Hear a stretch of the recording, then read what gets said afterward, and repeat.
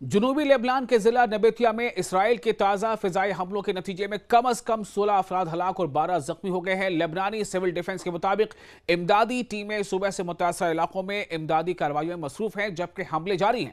یہ حملے ایسے وقت میں ہوئے ہیں جب صرف ایک دن پہلے جنوبی اور مشرقی لیبنان میں اسرائیلی فضائی کارروائیوں کے نتیجے میں 47 افراد ہلاک اور 97 زخمی ہوئے تھے۔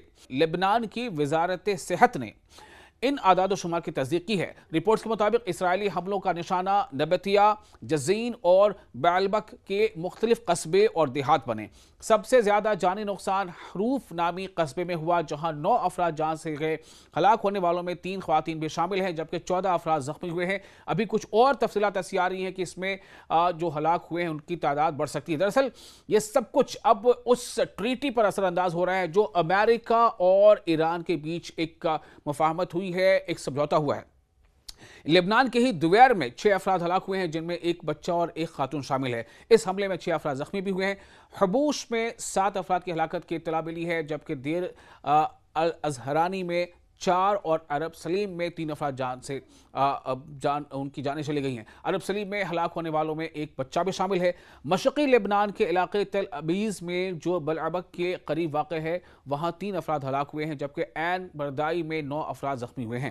اطلاعات ہیں لبنان کی سرکاری نیوز ایجنسی کے مطابق جمعے کے روز بھی اسرائیلی جنگی طیاروں اور ڈرونز نے جنوبی لبنان کے مختلف علاقوں میں رہائشی مقامات، موٹر سائیکلوں اور زرعی زمینوں کو نشانہ بنایا۔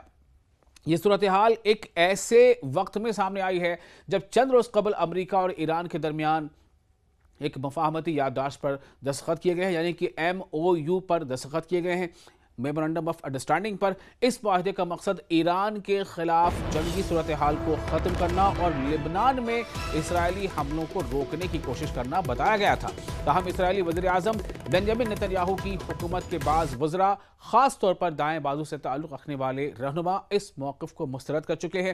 ان کا کہنا ہے کہ لبنان میں اسرائیلی فوجی کارروائیاں جاری رہیں گی اور جنوبی لبنان میں اسرائیلی موجودگی برقرار رکھی جائے گی۔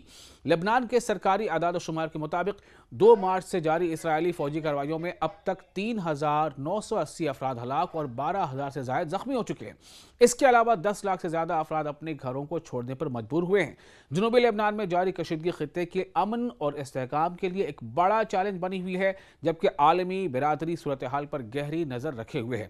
فی الحال اتنا ہی۔ مزید خبروں کے ساتھ ہی آپ کو ہم یہ بتاتے رہیں گے کہ کیا ایران واقعی اب ایک بڑا ایکشن لے گا۔ ایران نے جو ابھی رپورٹس آ رہی ہے کہ اسٹریٹ آف ہرمز کو پھر سے بند کر دیا ہے، وجہ یہ بتائی گئی ہے کہ اسرائیل نے لبنان پر حملہ کیا۔